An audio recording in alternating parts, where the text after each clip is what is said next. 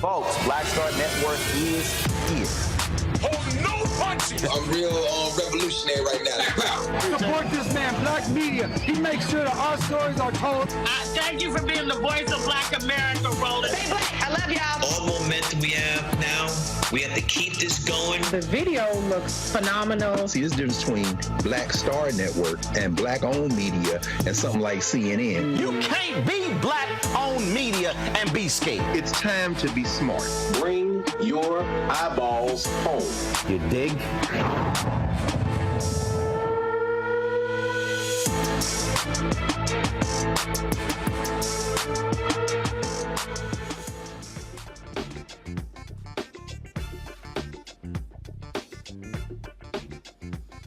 Today is Monday, August 28th, 2023. Coming up on Roland Martin Unfiltered, streaming live on the Black Star Network from Atlanta. Folks, racism in Florida. A white racist shoots and killed 3 black folks at a Dollar General store.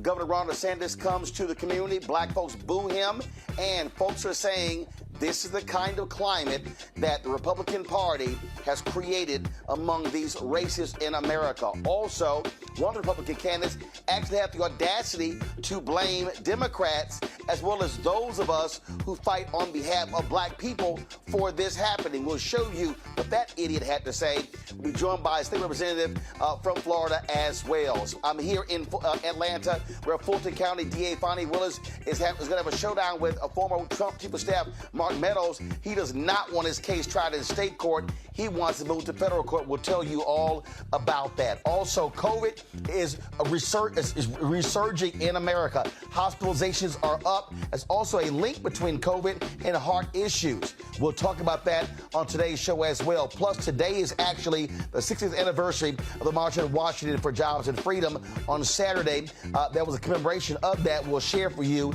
some of the folks who spoke there as well. It is time to bring the funk on Roland Martin Unfiltered on the Black Star Network. Let's go.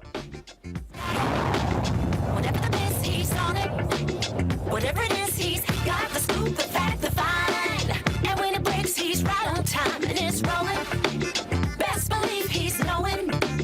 Putting it down from sports to news to politics. With entertainment just for kicks, he's rolling. It's on go, roll, y'all. It's Roland Martin, rolling with Roland now. He's funk, he's fresh, he's real, the best, you know he's Roland Martin now.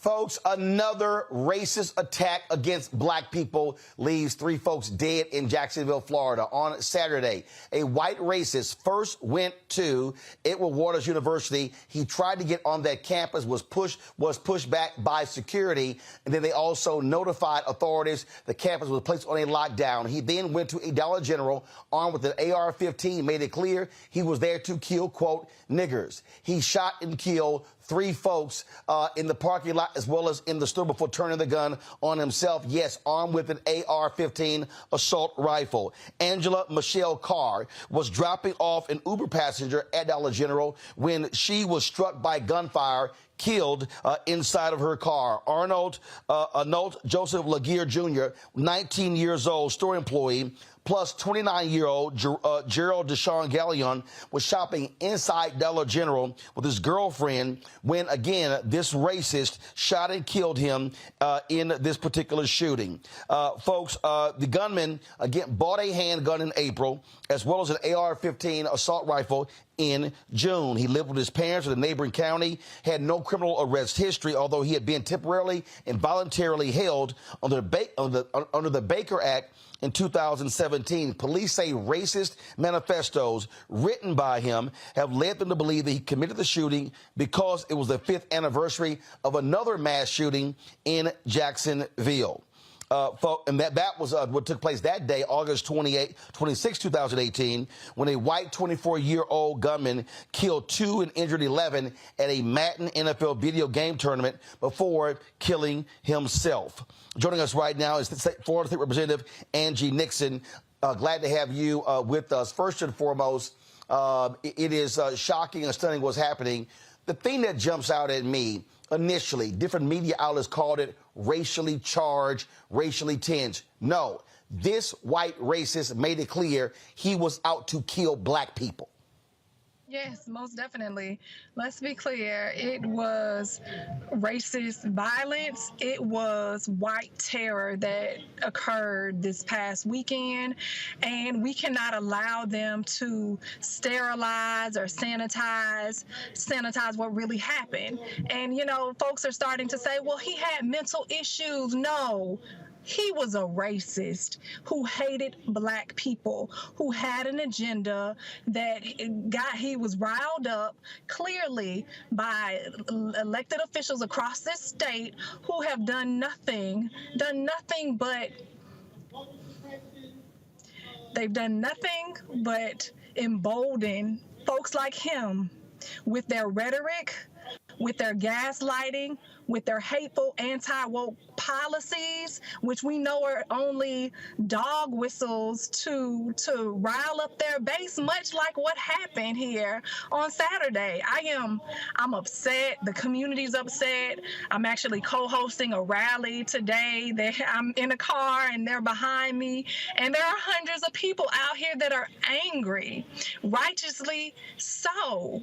And so we are upset, and we will not stand idly by and allow our governor to try to spin this, because at the end of the day, he is running for president. And if he is doing things like this in the state of Florida, you can only imagine what will happen across our country.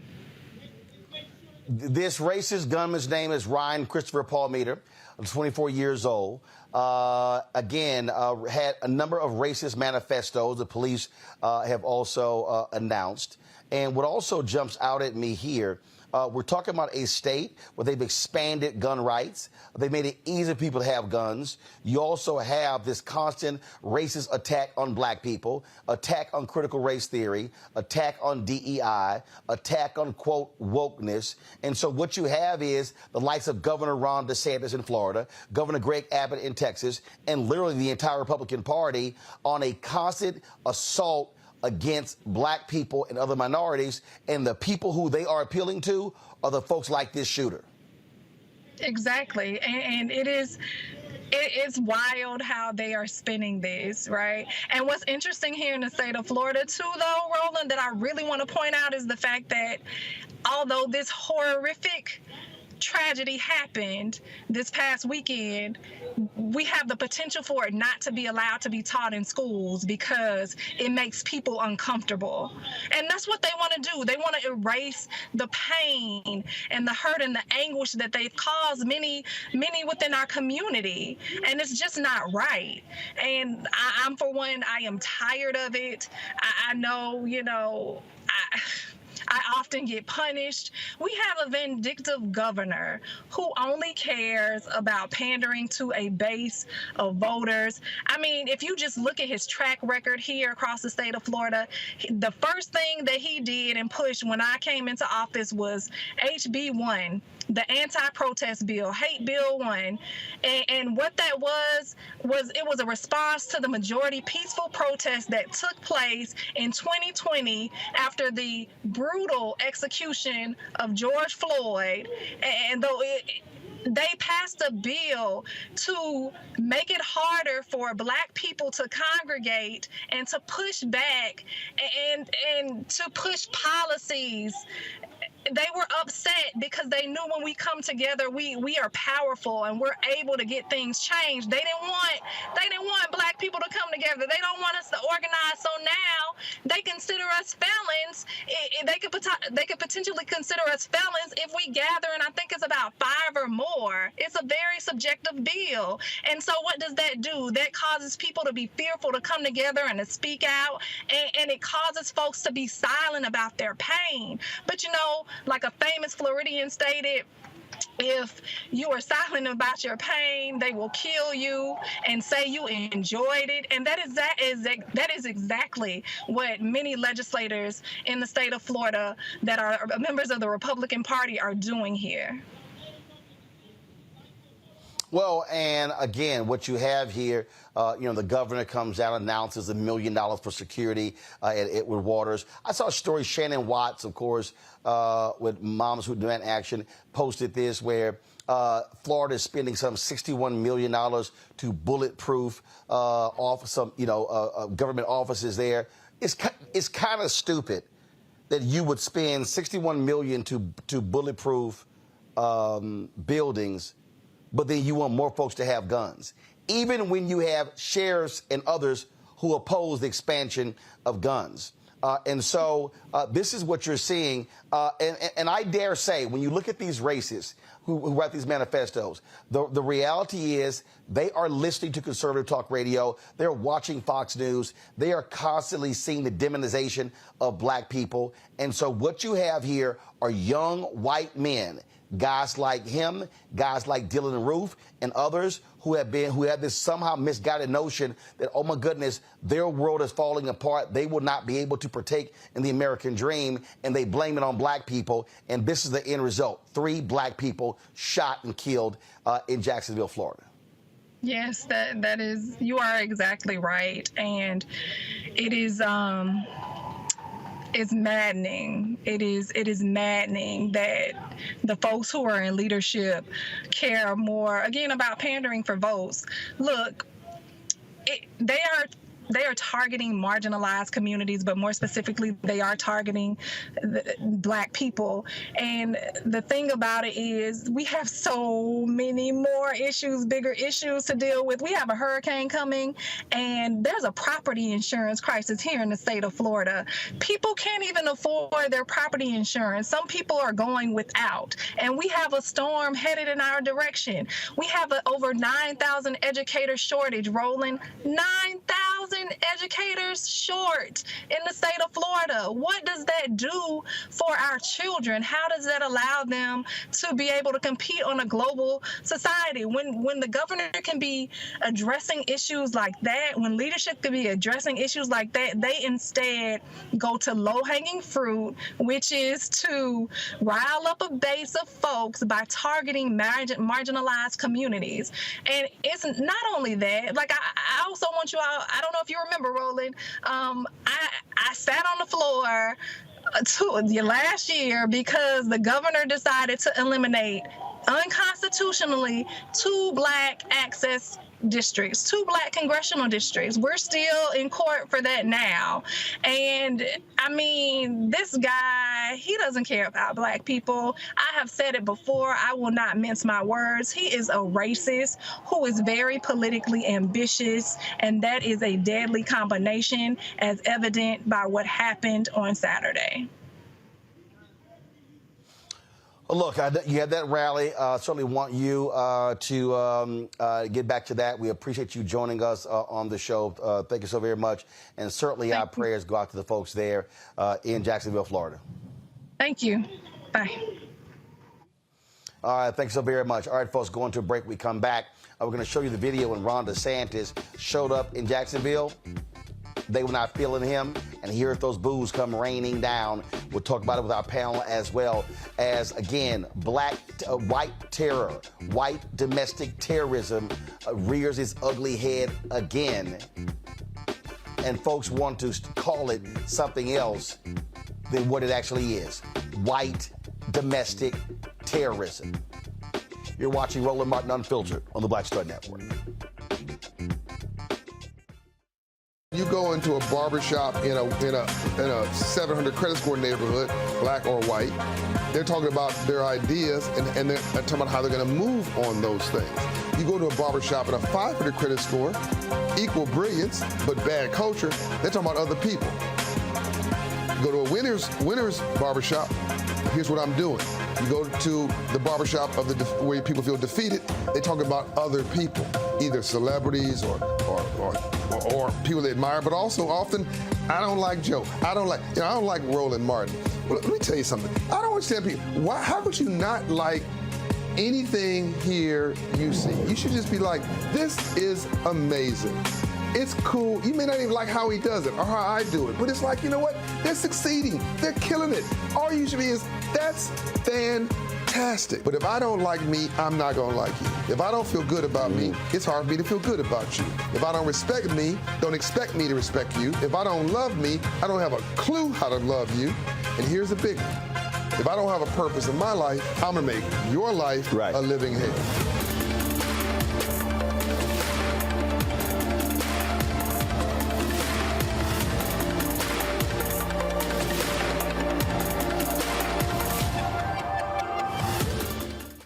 On the next Get Wealthy with me, Deborah Owens, America's Wealth Coach, I'm sure you've heard that saying that the only thing guaranteed is death and taxes.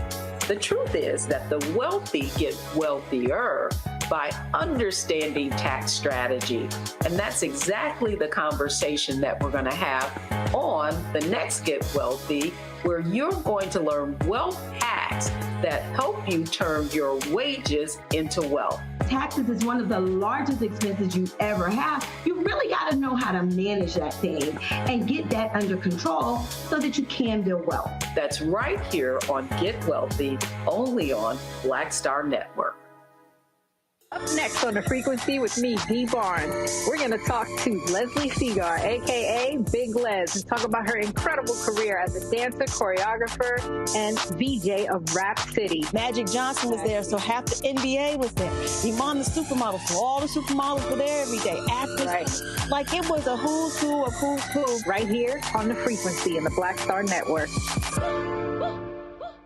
Hey, what's up? It's Tammy Roman. Hey, it's John Murray, the executive producer of the new Sherry Shepherd Talk Show. It's me, Sherry Shepherd, and you know what you're watching, Roland Martin Unfiltered.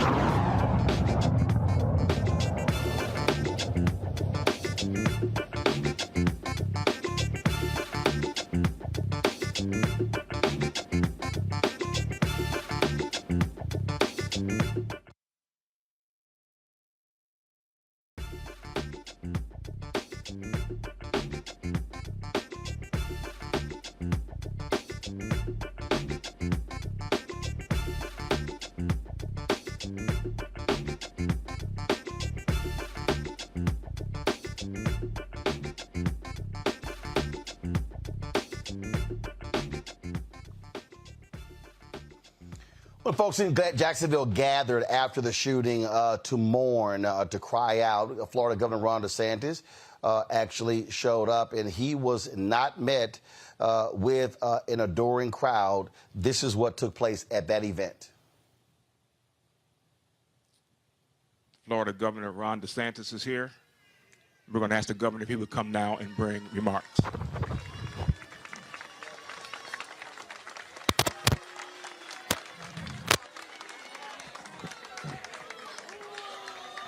Well, thank you for doing this. I want to just say to the Councilwoman,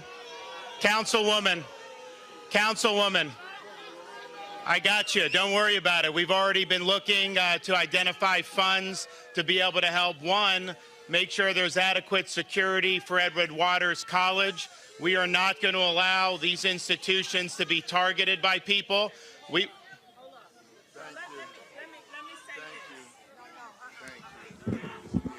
Okay, listen, y'all. Let me tell you, we finna put parties aside, cause it ain't about parties today. A bullet don't know a party, so don't get me started. Okay, Jacoby is nice, but Ann is not. Now, if the governor wanted to come here and he bringing gifts to my community, y'all know I'm taking the gifts, because we've been through enough already, and I don't want to go through no more. Now, y'all just be quiet just a minute and let the governor say what he gonna say, and we gonna get this party started. You hear me? Okay, let's do it. So we have already identified funds from the state of Florida. I've been in touch with Dr. Faison. We're going to be announcing some stuff tomorrow morning, which I think will help not only with security, but also an attempt to help these families. The fact of the matter is, you had a major league scumbag come from Clay County up here, and what he did is totally unacceptable in the state of Florida.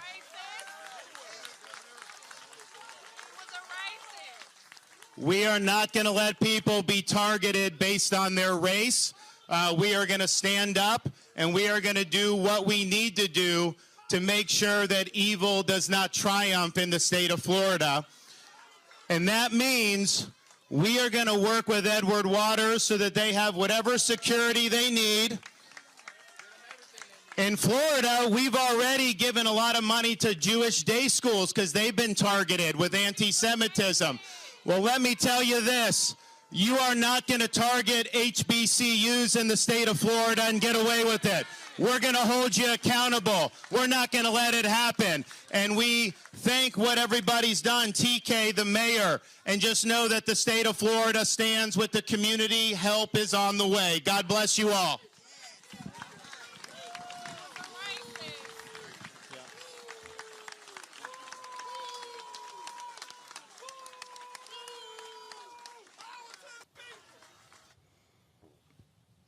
All right, folks, let's go to my panel right now. Joining us, Dr. Julianne Malveaux, President Emerita, Bennett College, economist and author. Also, Dr. Amakongo Dabinga, Senior Professorial Lecturer, School of International Service at American University out of Washington, D.C. Renita Shannon, former state representative from Georgia, out of Atlanta. Glad to have all three of you here. Look, Julianne, I get it.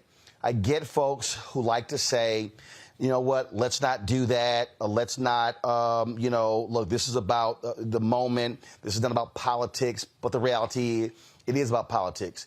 When you are someone who helps to create this climate, then you are also responsible for these things.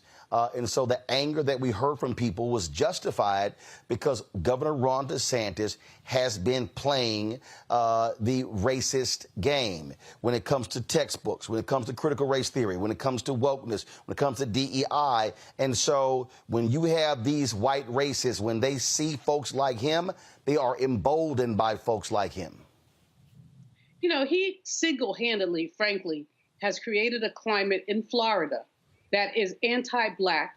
Using the anti-woke thing is a trope, but the fact that he has been anti-Black. What he did with AP Black History, and we can go down the list. We don't need to relist his stuff. People are angry at him. He set up a climate. You know, he set the table, so he's mad that someone came to eat at the table.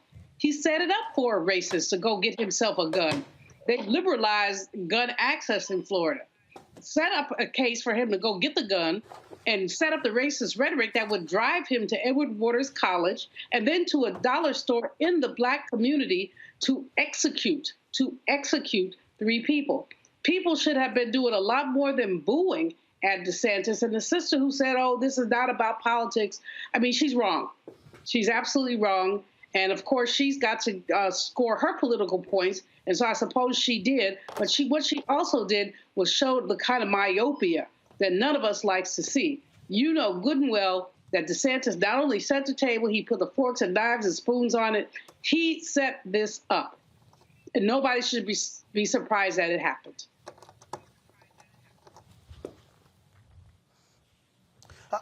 Congo, I get Julianne's point when she says we shouldn't recount these things, but actually we should. And the reason I say we have to is because we have to be drilling this into the heads of people to understand and not let them forget. This is and again, I need people to understand the racist shooter, he pulled the trigger. He was the one responsible for this. But when you are engaged in a climate setting situation, when you are, again, attacking wokeness, attacking activists, passing bills to target them, when you are splitting congressional districts and you're targeting black people as well. Florida Governor Ron DeSantis has been on a direct assault on black people since he became governor, and his decision to run for president and the Republican Party has been on a full-scale assault of black people since Donald Trump went into the Oval Office. Not to mention removing black elected officials from office as well. And so when you look at what he's doing, you know what's really, really sad about it is given his quote unquote anti-woke legislation, how are they going to teach this? How are they going to teach this particular incident in the classroom? You know, because you can't really talk about race. You can't say it was a result of racism. This is a result of his rhetoric. And he literally said, we're not going to allow people to be targeted by their race. His whole politics is based on targeting people by their race, starting with black people, from everything that he's doing in the schools. And then going back to your last segment as well, the beginning of your segment, people want to be quick and say, oh, it's not about the rhetoric, it's about mental health. But when black people kill folks in the hood, they don't want to call it mental health. They want to have a whole group of us say this is what all of us do. But when it comes to an individual white person, lone wolf, mental health, and they want to go to mental health and the fact that the gun was purchased legally. And that's all that matters. The fact of the matter is that Ron DeSantis in Florida does not have an infrastructure in place to help black people because he's part of destroying the black community. And so when Councilwoman Pittman is saying, you know, let's not boo him, we're going to get this party started. This is not a party. This is an assault on our people. And every single day, Ron DeSantis, Vivek Ramaswamy, and all of these other people feel like they can build their campaigns, build their whole infrastructure politically on the backs of black people. He's sitting there talking about we're identifying resources. Why don't the resources already exist? He's sitting there talking about, oh, we're going to help law enforcement. Why aren't you helping the black community by getting the guns out of there? You're talking about giving help towards some Jewish schools that needed support after threats. Yeah, that's definitely needed. But what have you been doing to protect black people at any point in time? You are the target. Rhetoric matters. It's the same with Trump. It's the same reason why hate crimes are up over 200% in some communities across the country since 2016. And it's not about these individuals. It's about the hate that inspires them and emboldens them to go and do these actions. It is always interesting, Renita, after the fact, to hear politicians talk about what we need to do and, oh, if we pass these gun laws, it would have no effect whatsoever. These are the people who literally passed laws saying, forget concealed handgun permits. We're just going to make open carry just the law. Florida, Texas, Tennessee, we could go on and on and on. These people, they make it so much easier to have guns and then go, oh, my God, I can't believe these things are happening. Yeah, I can. Yeah, you're absolutely right. And that is what disgusts me about the press conference that we saw, because number one, here a few things disgust me. Number one, you can tell that Ron DeSantis has no authenticity in how he's speaking to this crowd. And why should he? He doesn't feel bad because he is the person who ginned up all of this. Now, I grew up in Florida, so I can attest to the fact that racism did not start with Ron DeSantis, but he certainly cultivated an environment that makes racists feel emboldened, as many other GOP governors have done, including Brian Kemp here in Atlanta. Also looking at the press conference, I'm seeing his wife smiling. Why is she smiling? Black people have just been a victim of a hate crime, and you're standing there looking stupid smiling. It's ridiculous. And finally, to the councilwoman who stepped in and said, y'all just give him a break and please listen to him, I'm very disgusted with her because nobody has asked you to come out and be the Negro herder. Ron DeSantis should have to stand for the rhetoric that he has been telling the people of Florida in his campaigns and even after he took office. And he should not be shielded from how the general public feels about this. Those people who are booing him, which I'm glad they did, those people who are booing him are not thinking about political parties. They are thinking about the fact that this man, Ron DeSantis, has put a target on Black people in the state of Florida, and now those chickens have come home to roost. And so really, it's time out for folks trying to sanitize Black pain, and it's time out for other Black people jumping in, trying to protect and defend white people from accountability for things that they need to be held accountable for. That's right. Absolutely. And he has to own up to what he has said, what he has done. And the bottom line here, what we also have to realize, we are dealing with clear, undeniable white domestic terrorism. What you have had since 2016, you saw the cutting back of resources, Julian, by Republicans for the Department of Justice to deal with this. This is what they do. So the bottom line here is we know what's going on here. And the fact of the matter is Republicans want to deny the reality that white domestic terrorism exists. If you had Muslims shooting up places all across America and killing white folks, they would be trying to lock up every Muslim in this country. You know, Roland, not only this triple standard, not even double standard, is so stark here, but the other thing is that the Republican Party is attempting to defund the Department of Justice. They've been talking about this for some time. Now with McCarthy on his impeachment trip, they're talking about less resources to the Department of Justice, but this is a time when we need more. I remember when the FBI put out a memo talking about Black terrorist extremists, and Black identity extremists. Where is the white identity extremist? Where is the memo about this? You have this kid, I mean, he's 20-some years old, but he's obviously been simmering in the rhetoric of DeSantis and his cronies. He's mentally ill, but I don't care how mentally ill he is. Mental illness has nothing to do with it. When Black folks are mentally ill and they have episodes, what happens? They get shot. Somebody shoots them. No one stops and says, gee, was he mentally ill? No, they just go on and kill him. So why is it that these people get excuses for massacring our people? And understand that Florida was a state that had more lynchings than other states. Florida was a state where they basically enabled all kinds of anti-Blackness back in the day, the 1930s, where Black people were lynched or killed because they simply tried to vote. And now you've got this little white boy who decides, for whatever reason, he's going to just create havoc. And I'm glad they have not released the manifestos because it might give some other crazy white people ideas. And let's be clear, I don't care if you're crazy or not. If you're that GD crazy, someone needs to put you in an institution. Lock your behind up. We cannot make excuses for this kind of stuff because basically we're living in a climate where it's okay to hate Black people, where the rhetoric in 44 states is you cannot teach about race. And so that kind of rhetoric allows a fool like that, emboldens a fool like that, to go and kill people, and boldly so. Told his daddy, go look on my computer to see these manifestos.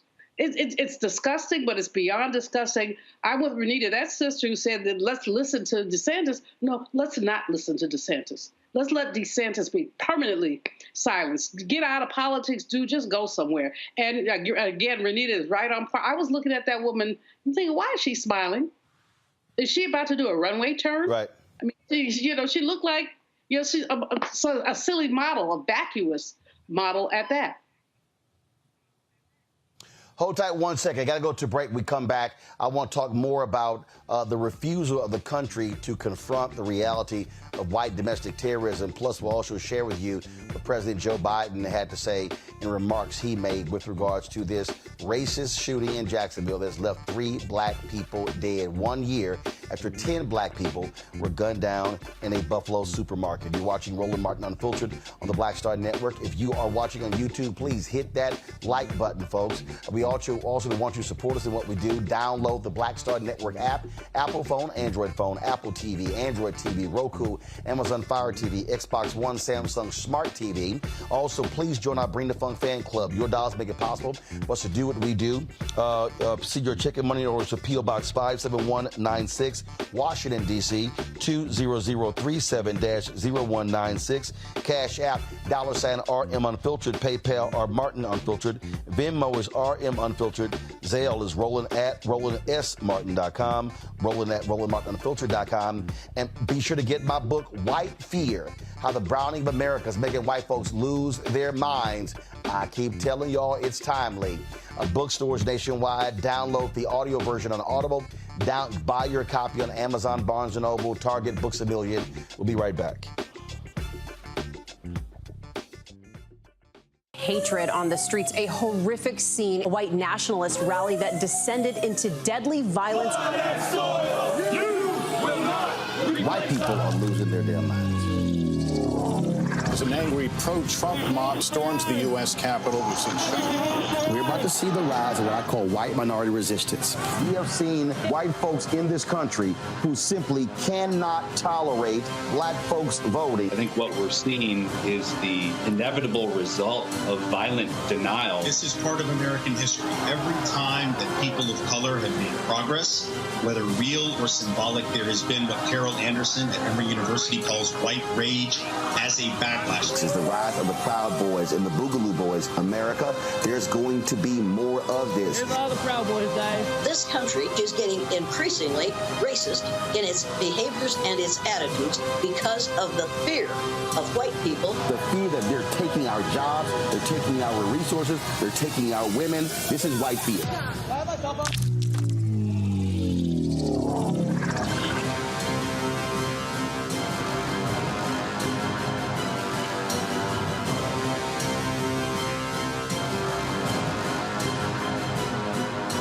On the next Get Wealthy with me, Deborah Owens, America's Wealth Coach, I'm sure you've heard that saying that the only thing guaranteed is death and taxes. The truth is that the wealthy get wealthier by understanding tax strategy. And that's exactly the conversation that we're going to have on the next Get Wealthy, where you're going to learn wealth hacks that help you turn your wages into wealth. Taxes is one of the largest expenses you ever have. You really got to know how to manage that thing and get that under control so that you can build wealth. That's right here on Get Wealthy, only on Black Star Network.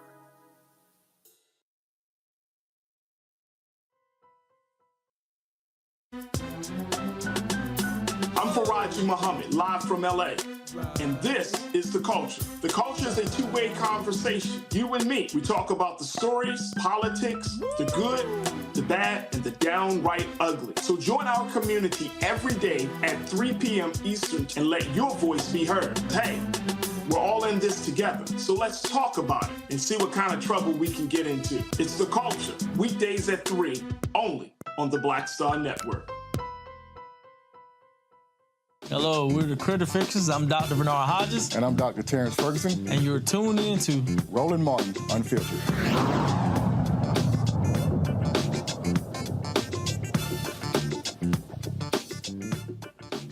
President Joe Biden spoke about the racist shooting in Jacksonville at an event earlier today at the White House. Watch this. A lot's happening around things you wouldn't think would be happening today on the anniversary of 60 years of March. I spoke to the governor and who is he meeting with? Black community leaders in Jacksonville, Florida. The sheriff is an African American. I spent a significant amount of time speaking to everyone, including the governor of Florida. And as I've said to the country, we can't let hate prevail, and it's on the rise. It's not diminishing. Silence, I believe, we've all said many times, silence is complicity. We're not going to remain silent. And so we have to act against this hate-fueled violence, and we saw what's happening there. By the way, almost 5 years to the day that 5 young blacks were killed in Jacksonville 5 years earlier at a gun shop, a store that were doing kids' toys. But you know, and we have to speak out that there's a whole group of extreme people trying to erase history, trying to walk away from it. I mean, the idea that we're sitting here, I never thought that I'd be president, let alone be president, and having a discussion on why books are being banned in American schools. And you know, as an administration, we're going to continue to march forward. Jobs and freedom that we've worked so hard for. This group has worked harder than anybody for, and we're going to get it done. So I want to thank the group for their leadership and their partnership, and I want to turn this over to the Vice President for a few minutes, and then we'll get moving. Thank you, Mr. President. Our country was founded on many noble principles, including e pluribus unum, out of many one. And to live up to those ideals, I think at this moment in time requires moral clarity on behalf of every American about what is at stake right now. The vast majority of us have so much more in common than what separates us. Yet there are those who are intentionally trying to divide us as a nation. And I believe each of us has a duty to not allow factions to sever our unity. Our diversity is our strength, and our unity is our power as a nation. And I do believe that we must be guided by knowing that we have so much more in common than what separates us. We must be committed to building communities, building coalitions, understanding that is how we strengthen ourselves as a nation. And the members of the King family are here. Ambassador Andy Young is here. I'm gonna, if I may, for the children of Coretta Scott King, paraphrase something she said, which is that the fight for civil rights, for justice, for equality must be fought and won with each generation. We have Yolanda King here, who epitomizes that understanding, that it is incumbent on each of us at this moment in time in our country to stand for the sake of unity and foundational principles that out of many, we are one. Thank you, Mr. President. Thank you. Mr. President, as we are in this moment of you have laws, you have policies, you have executive orders. Mr. President, how do you prevent this thing? Is it a hard issue? How do you intend to stop this thing that you just said, let's stop?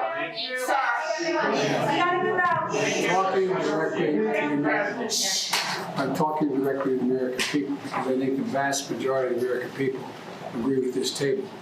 But we have to understand this is serious. I said a little earlier when I came in and sat down, I think this is as serious a potential turning point for the negative as it was when the turning point for the positive when your dad organized that march. I really think this is a critical time. We have groups, a significant minority, but I think they want to change the direction that we've been working on so hard and making such significant progress on for so long. We can't let it happen. We just have to speak to it. Sir, you played some trials in that. Have you spoken with any of the families of the This is the last thing I'll speak to and get this moving. I've spoken to the authorities in Jacksonville, and I even spoke to the governor as well last night for some time, all the folks. And right now, I asked for whether or not it's appropriate for the local people to contact the families. 2 of them are prepared to be contacted. 1 does not want to be contacted. I'm letting this just let things settle because, you know, everybody deals with profound loss in a different way. And it's important that, I know from experience, it's important to try to do it in a way that is most helpful and eases the anxiety the most. So I haven't spoken to them yet. Thank you. All right, thanks, everybody. Again, President Joe Biden meeting with members of the King family and other civil rights leaders today on the 60th anniversary of the March on Washington for Jobs and Freedom. Before we went to the break, Omakongo, I was talking about white domestic terrorism. And I think one of the fundamental problems here is that still in this country, white folks don't want to call it what it is. We saw headlines from people, tweets that went out, racially charged, racially tinged. No, it was clear and undeniable the targeting of black people. And so I think the problem that we also have is white folks don't even want to use the word white. We don't want to even say white domestic terrorism. We don't want to say white supremacy. We don't want to say white nationalism. And to me, that's part of the problem.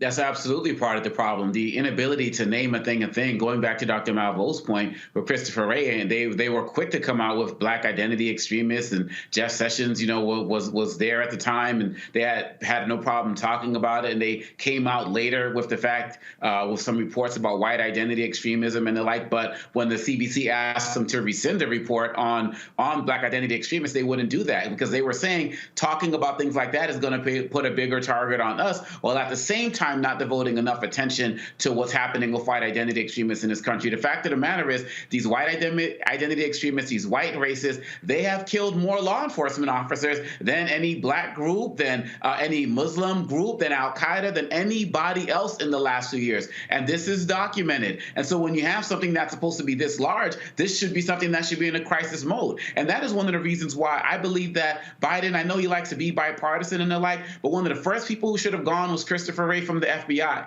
You needed somebody like a Doug Jones in there who's going to be aggressive in targeting these people, because as long as these guys are just issuing reports, I appreciate what the DOJ is doing in investigating some of those things, could still be a little bit more aggressive. But as long as the FBI is just initiating reports and being more reactionary, this stuff is just going to continue. And I appreciate what Joe Biden is saying, but what is the administration doing as it relates to taking a stronger stance? We need all hands on deck. And once again, it's not just people like DeSantis, not just Trump. It's people like the Ramaswamis of the world, the black and brown apologists for white people, someone like a Ramaswamy who actually talks about the Klan, calling Kennedy and Representative Presley part of the Klan, speaks about the Klan as if they were past tense. These guys did some bad things. They're still here today.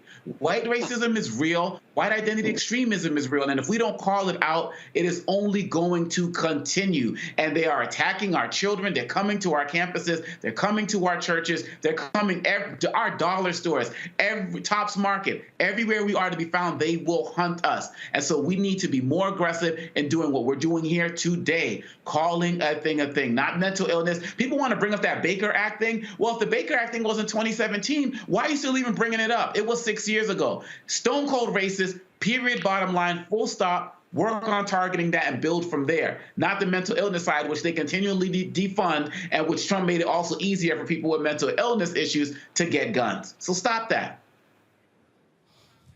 Renita, they consistently, again, don't want to call a thing a thing. And we can't just continue to act as if, it was just happenstance. Dylan Roof was happenstance. The killings in Buffalo, happenstance. No, these were people who specifically were targeting black people. That is called white domestic terrorism. Yes, you're right. And it's very frustrating because time and time again, when anything happens to any other community, whether it be in recent times or even in the past, no one in the country, including media, has any problems calling it out. So we know what happened to Japanese Americans in this country. We know what has happened anytime there's a hate crime against Jewish folks. The media have no problem just saying what it is, anti-Semitism or attacking of Asian folks. But when it comes to black folks, it's always this sanitizing of black pain. And it's frustrating. And I have to say that white liberals, Democrats, are also a part of that. Joe Biden is a part of that. His comments to me were very disappointing. His comments that you just showed just now, we could have gotten that from any executive director of any nonprofit. Just pick one. Sir, you are the president. So what you need to be saying is that you are going to focus the DOJ on tracking down white domestic terrorists and letting the public know what is your plan to actually focus on this. Because as so many have already mentioned previously in their comments, there were plans that we didn't even need to focus on what the Justice Department determined as black identity extremists, which are people who were just standing up for racial justice issues. So what we need to hear are not more platitudes from the president, platitudes that aren't even true. It's not true to say, oh, this country is too busy to hate. No, the country has a lot of time to hate, and that is what is happening. So we need to know, we don't have to know the exact details of what the DOJ is going to do, but we need to know that this is going to be a focus for the DOJ to track down white domestic terrorists who are interested in committing acts of racial terror. That is what we need to hear from people who are elected and actually have power.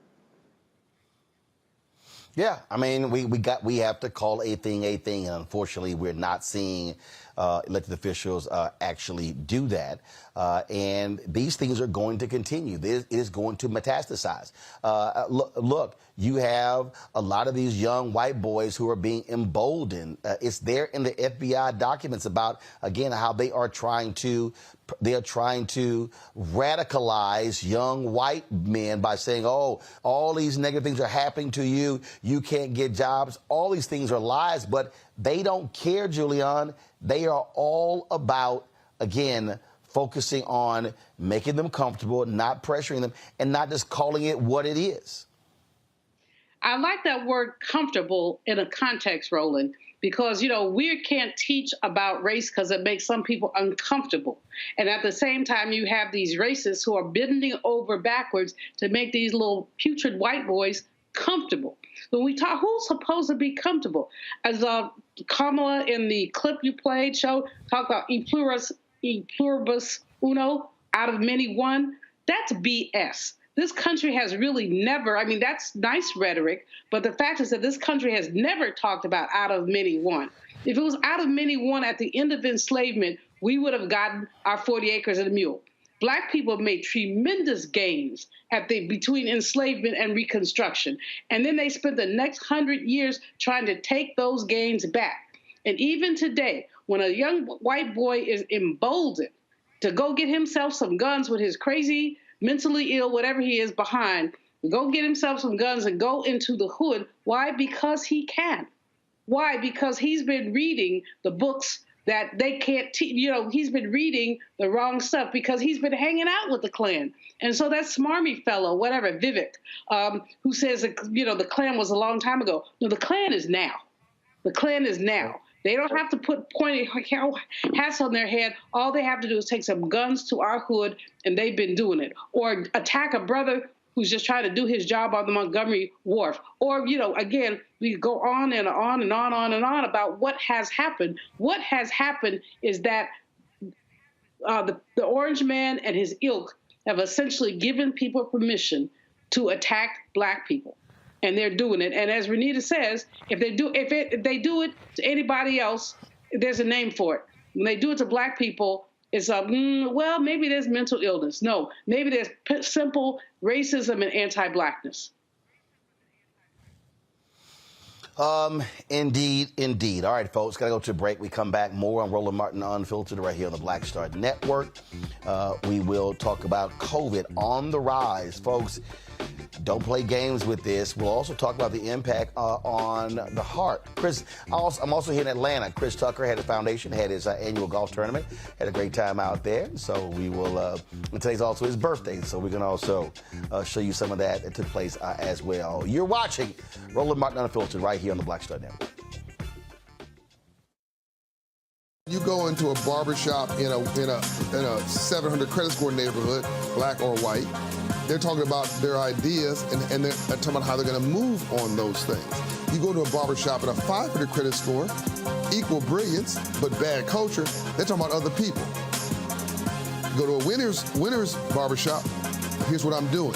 You go to the barbershop where people feel defeated, they talk about other people, either celebrities or people they admire, but also often, I don't like Joe. I don't like Roland Martin. Well, let me tell you something. I don't understand people. How could you not like anything here you see, you should just be like, this is amazing. It's cool. You may not even like how he does it or how I do it, but it's like, you know what? They're succeeding. They're killing it. All you should be is, that's fantastic. But if I don't like me, I'm not gonna like you. If I don't feel good about me, it's hard for me to feel good about you. If I don't respect me, don't expect me to respect you. If I don't love me, I don't have a clue how to love you. And here's a big one. If I don't have a purpose in my life, I'm gonna make your life a living hell.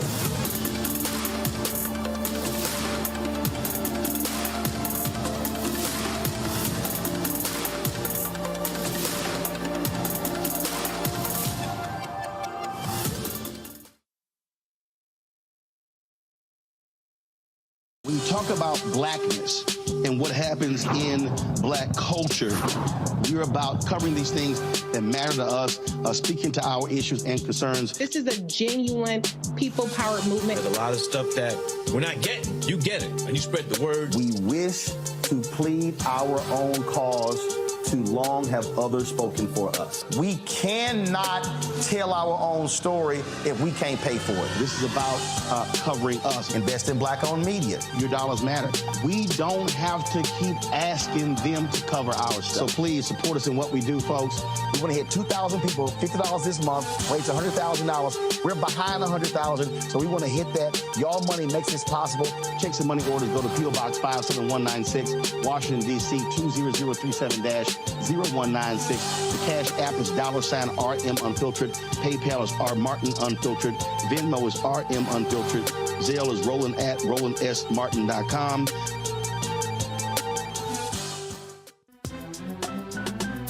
I'm Faraji Muhammad, live from LA. And this is The Culture. The Culture is a two-way conversation. You and me. We talk about the stories, politics, the good, the bad, and the downright ugly. So join our community every day at 3 p.m. Eastern and let your voice be heard. Hey, we're all in this together. So let's talk about it and see what kind of trouble we can get into. It's The Culture, weekdays at 3, only on the Black Star Network. Bruce Smith, creator and executive producer of The Proud Family, Louder and Prouder, and you're watching Roland Martin Unfiltered.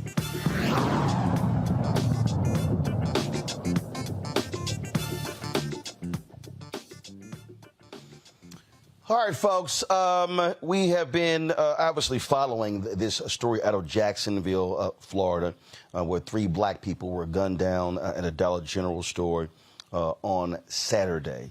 The reaction on the weekend was kind of interesting. Guys, cue up what the crazy, deranged Republican Vivek actually had to say, because this also speaks to the mentality of a lot of these individuals.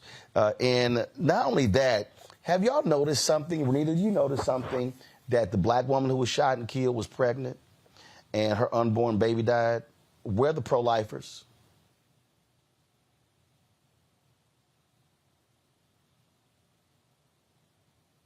The case, and it's what we already know.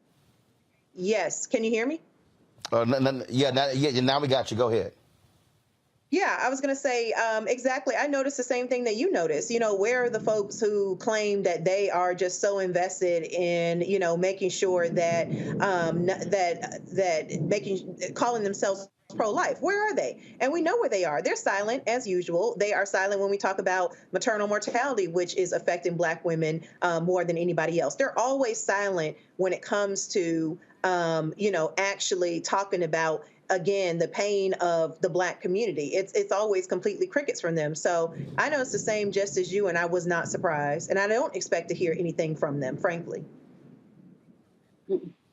Yeah, I mean, they're gonna be real quiet on Congo.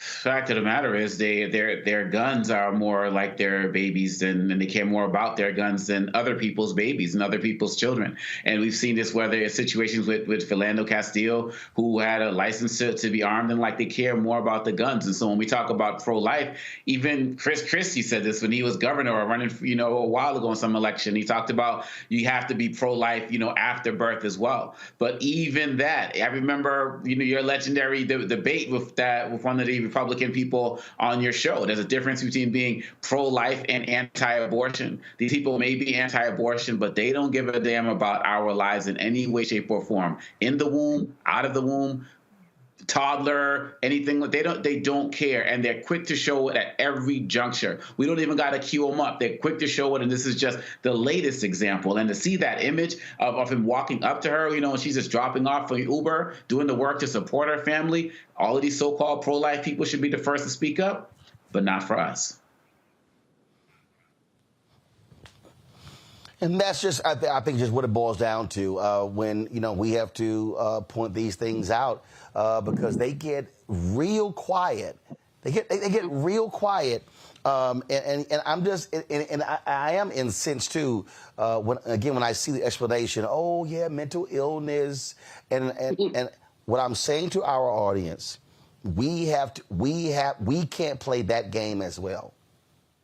We have to say white domestic terrorist and then give the name. And we got to repeatedly do that. Otherwise, they are going to try to call it something else, Julianne. Absolutely. And, to the point about the pro-lifers, they're pro-life, but they're not pro-black life. They're pro-white life. They just need to call it that way, and we need to call it that way. If, with a pregnant, there have been women who have had miscarriages and been tried for fetal murder. But these are black women who've been tried for fetal murder. So these people are hypocrites of the highest degree, and we know it. And as you say, we're basically sitting in a situation where this has become all too permissible.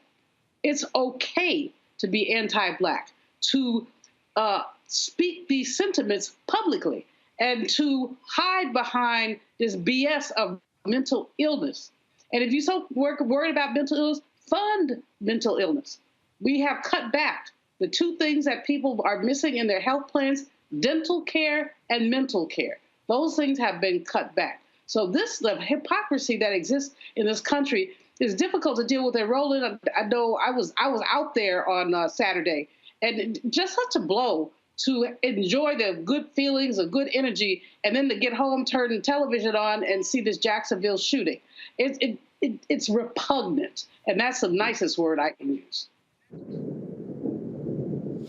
Folks, hold on one second. Fani Willis goes after Mark Meadows. He does not want her to try him in state court. He wants to move to federal court. We will talk about that. Plus, the sister judge in D.C. ain't playing.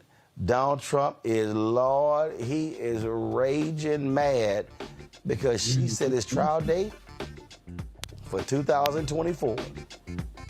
I will tell you exactly what date it's supposed to start on. Next on Roland Martin Unfiltered on the Black Star Network. On the next A Balanced Life with me, Dr. Jackie. Summer is flying by and back to school is just around the corner and fall is here. That's right, a new season is upon us. On our next show, we talk about jumping into action and putting procrastination in the rearview mirror. That's on A Balanced Life with Dr. Jackie here on Black Star Network. Next on the Black Table with me, Greg Carr. Brown versus the Board of Education. The history books call it the court decision that ended racial segregation in American schools. But a brand new book, Jim Crow's Pink Slip, uncovers a devastating unintended consequence of that 1954 Supreme Court decision. We may, if we were lucky, have been the very last generation of Black students to have experienced these generations of Black teachers who have never been replaced. Dr. Leslie Fenwick joins us to talk about her book and the actions following that landmark decision that dealt a virtual death blow to Black educators. That's next on the Black Table, right here on the Black Star Network. Up next on The Frequency with me, Dee Barnes, we're going to talk to Leslie Segar, a.k.a. Big Les, and talk about her incredible career as a dancer, choreographer, and VJ of Rap City. Magic Johnson was there, so half the NBA was there. Iman the supermodel, so all the supermodels were there every day. Actors, right. Like it was a who's who of who's who. Right here on The Frequency in the Black Star Network.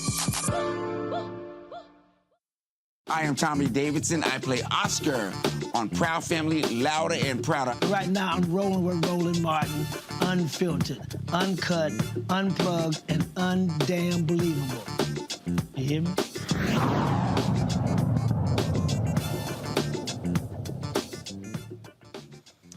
Well, folks, Mark Meadows took the witness stand today as he was pleading with a judge to move his trial out of Georgia from state court to federal court.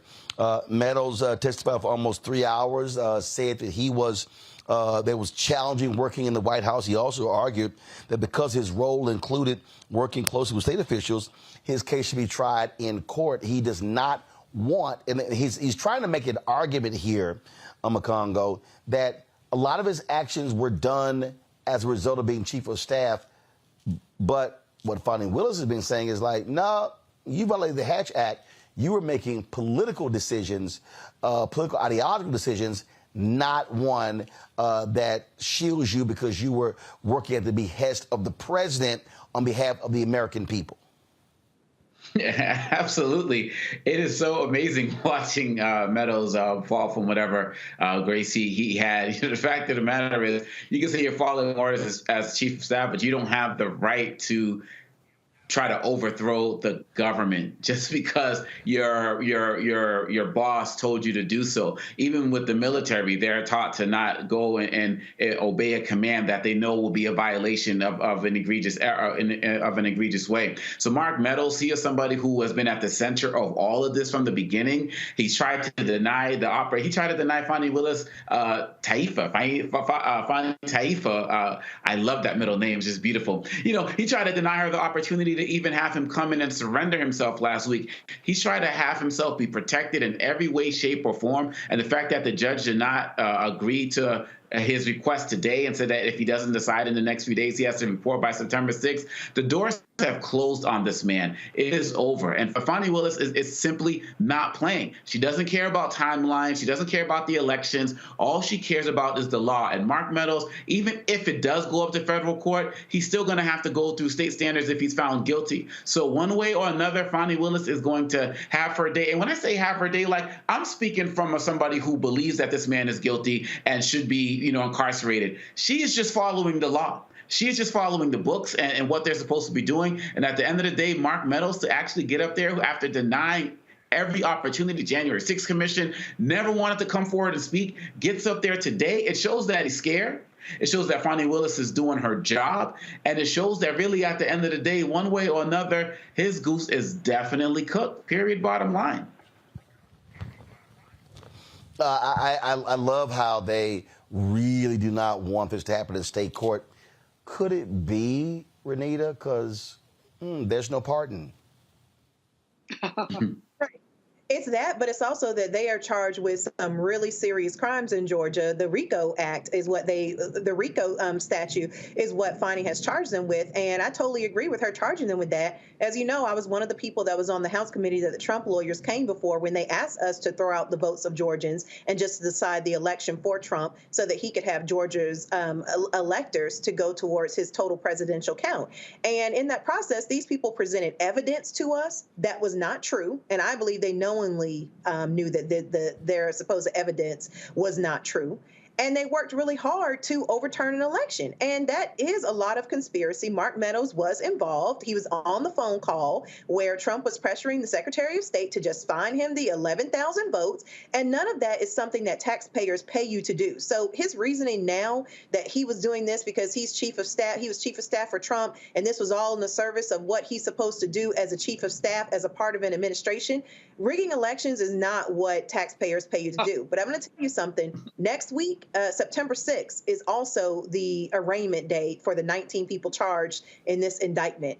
And they, at that point, will have to enter a plea of guilty or not guilty. I predict that those hearings are going to be very, very interesting because the 19 that are charged, you look at them, none of these people are nuck if you buck. I know some of them. You take David Shaper, for example. He is somebody who was the chair of the Georgia Republicans, and now he's indicted for RICO. But before that, he was a senator when I got elected into the House. This guy is not nuck if you buck. these people are going to start turning. And right now, they are all trying to find ways to avoid accountability. And I don't think that they are going to sit there and just take the rap for Trump. It's not going to happen.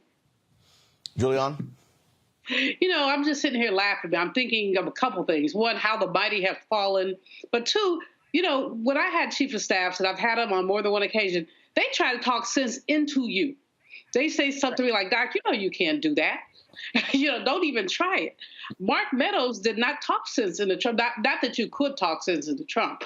But, I mean, Mark Meadows failed as an employee of the United States government. Donald John Trump was not writing him checks every month. The United States government was writing him checks every month. And in that role, it was his responsibility to basically pull the orange man's coattails and say, dude, you can't do that. That's wrong. But he, you know, he seemed to think he drank the Kool-Aid. He seemed to think that he could get away with it. And now what he's finding is he can't. And what I'm loving is a press coverage of the conditions in this jail, which ought to give them all pause. As Renita said, I mean, you're going to start turning when you think about it, you're going to be in a jail where they got roaches, where the food is nasty, where you're going to be sitting in a cell, perhaps with some gangbangers who ain't thinking about you, or maybe they are thinking about you, but not in the right way. I mean, basically, people are going to start turning. I mean, as you say, your friend, your colleague, state senator, he doesn't want to spend the night in jail. And what is ironic, of course, is that the black man, who's one of the 19, he's still in jail. I mean, that's really ironic, and that does speak to the orange man, his integrity and his loyalty. But as I think the young lady, she said, he expects absolute loyalty, but he gives you none. And that's what we're seeing here now. Let's talk about another court because the information came down today that, hey, Donald, you're going to be going to trial real soon. He, of course, is facing these federal trial. And Judge Tanya Chutkan said, guess what? March 4th, 2024. Trump is so mad. He's sitting here filing, posting stuff on his Truth Social, where he lies, is not truth, Congo, where I'm going to appeal that decision. Say, man, you can appeal all you want to. The judge sets the date. Exactly. It's amazing how he says one thing and does another. You know, he puts out the mugshot, which says don't surrender, but you only had to take the mugshot because you surrendered, right? He's the master of twisting what it is he thinks he can do and what other people are actually saying that he has to do. It's just, and we're talking about two cases where sisters are behind making sure that he's held accountable. And again, I know they got to be, you know, all about the law, but it's all about accountability. And Judge Chutkan, she's not playing. She didn't give Jack Smith what he wanted. He wanted the date in January. Trump wanted the date in 2026, had no real reason for it. And so he's going to build and bluster all he wants on live social. But really, at the end of the day, he has to face these folks. That's why his lawyers are showing up. That's why when they call him, he's going to be there. And really, I just know that the more angry he gets, it's just going to be a matter of time before Judge Chutkan or someone else is going to have to shut him down with some type of gag order. I really thought that they were going to say he can't sell merchandise, but this isn't related to the Georgia case directly. But really, at the end of the day, he is going to continue and he's going to explode. And I'm just glad that there are people who are actually working to shut him down, and not only shut him down, but his entire entourage. And I'm glad that it's happening now. I'm glad that there's not going to be, let's just wait out of deference to whatever, we're going to wait till after the election. No, you've already been given enough time. The fact of the matter is the Department of Justice waited like 14 to 18 months before they even decided to investigate you. And I will say, we got to be mindful of the fact, I think it's also shameful that with all of these indictments everywhere, there are no other current serving legislators being indicted for anything. The levels of protection that they are experiencing because of their jobs is giving them an ability to kind of have a little bit of a shield over them. That's also something that needs to be looked at maybe for another day. But the fact of the matter that Trump can only talk about whatever he wants on his social media, can't do it in the courtroom, this is what we call justice on the way. Mm-hmm. But the one I'm trying to figure out, Julianne, is how do you go to court and propose you want the trial in 2026? That's literally more than 2 years away. And then when the judge says 9 down, then you can't give an argument why it should be sooner. So she was like, okay, fine, March 2024. Sorry. I mean, the judge is right on time. How do you wait 2 years? I mean, what he's arguing is that the election cycle, well, dude, if you thought you were going to run for president, you should have committed all those crimes. I mean, the election cycle, the this, the that, the other. The judge is perfectly on point. People are basically required, not required, but they're committed to speedy trial. The Constitution calls for a speedy trial. So 2026, what is he? I mean, he's even well after the election. If he were elected well into his term, give me a break, dude. I mean, it really, this man is so hilarious that it's not even funny, except for the fact that the future of our democracy is at stake here. But, you know, I don't know if anybody saw the picture on, it was on social media of Muhammad Ali. They said, this is what 6'1", 215 pounds looks like. And it was Muhammad Ali. You know, just saying, put it side by side. This man wouldn't know the truth. Never mind. He doesn't know truth, but he also is full of excuses. We've seen this in his history in the past. We've seen it with the housing cases in Queens. We've seen it with the people he stiffed, who provided him with services. And now we're seeing it with his attempt to dance around the law. But these sisters are time enough for him. I mean, time enough for him. See, this is what I love about white boy arrogance, Renita.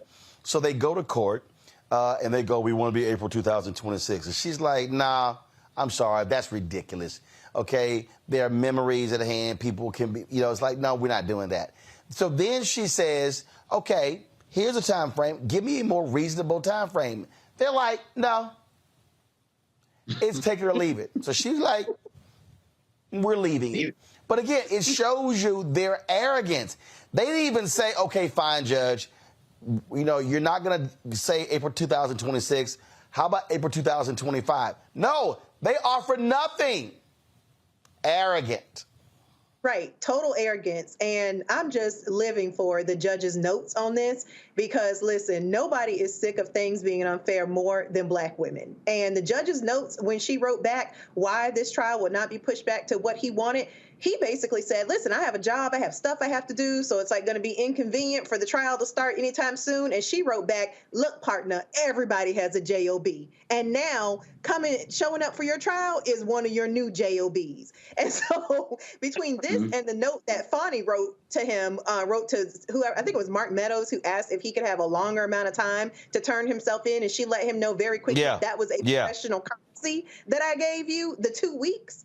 You know, it's just really funny. Like, they are not playing the radio with them. And I think that this is the first time that many of them are not experiencing that white privilege that they are used to. And that usually works to get them out of a jam. And that is what is making them so mad, is that the white privilege card is getting declined in this process. And they are being held accountable. But it's like I said over the weekend, you know, they can fool around if they want to, but the Fulton County Jail is not the place you want to go. So they better stop playing with these people, because Fulton County Jail is currently, and this is what will happen if Trump violates his bond agreement, he could end up in pretrial detention, which means he could end up in the Fulton County Jail, which is currently under DOJ investigation. It's the place where LaShawn Thompson was eaten alive by bed bugs. Bed bugs know no respect of person.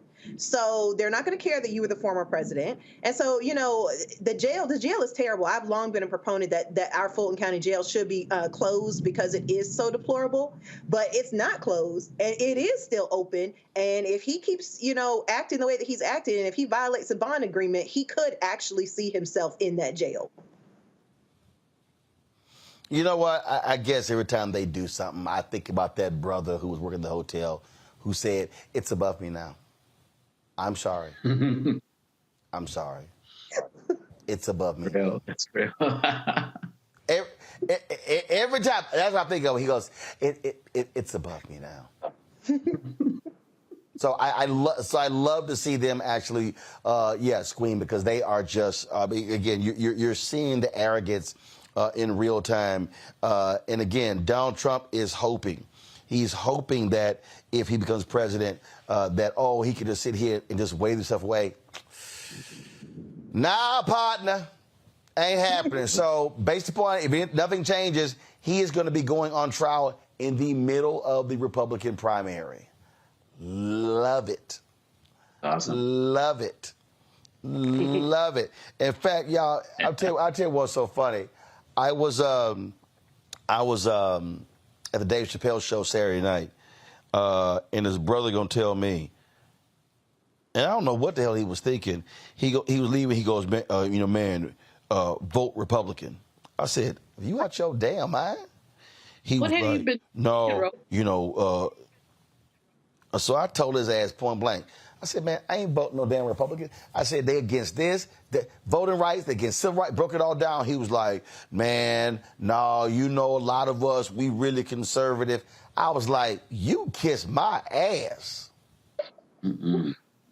I said, ain't no way in hell I'm voting for Trump. That ain't gonna happen. All right, y'all, going to a break. I'll be right back. Roland Martin Unfiltered on the Black Star Network. You go into a barbershop in a 700 credit score neighborhood, black or white, they're talking about their ideas and they're talking about how they're going to move on those things. You go to a barbershop in a 500 credit score, equal brilliance, but bad culture, they're talking about other people. You go to a winner's barbershop, here's what I'm doing. You go to the barbershop where people feel defeated, they talk about other people, either celebrities or people they admire, but also often, I don't like Joe. I don't like Roland Martin. Well, let me tell you something. I don't understand people. How could you not like anything here you see? You should just be like, this is amazing. It's cool. You may not even like how he does it or how I do it, but it's like, you know what? They're succeeding. They're killing it. All you should be is, that's fantastic. But if I don't like me, I'm not gonna like you. If I don't feel good about me, it's hard for me to feel good about you. If I don't respect me, don't expect me to respect you. If I don't love me, I don't have a clue how to love you. And here's the big one. If I don't have a purpose in my life, I'm gonna make your life a living hell.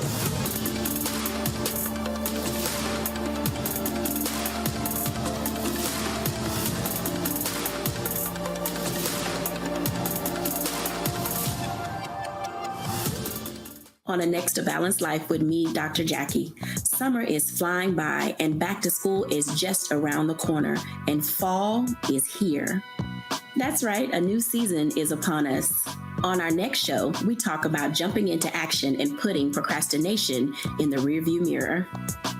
That's on a Next, A Balanced Life with Dr. Jackie here on Black Star Network.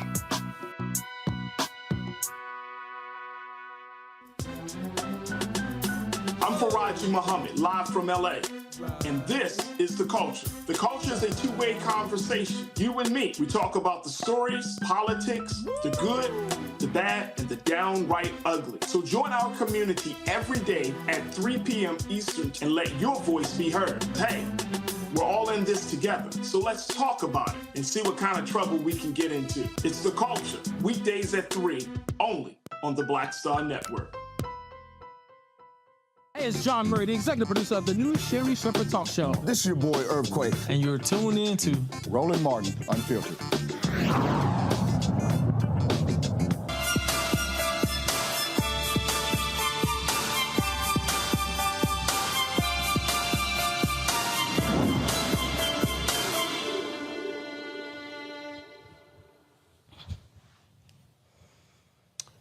All right, folks.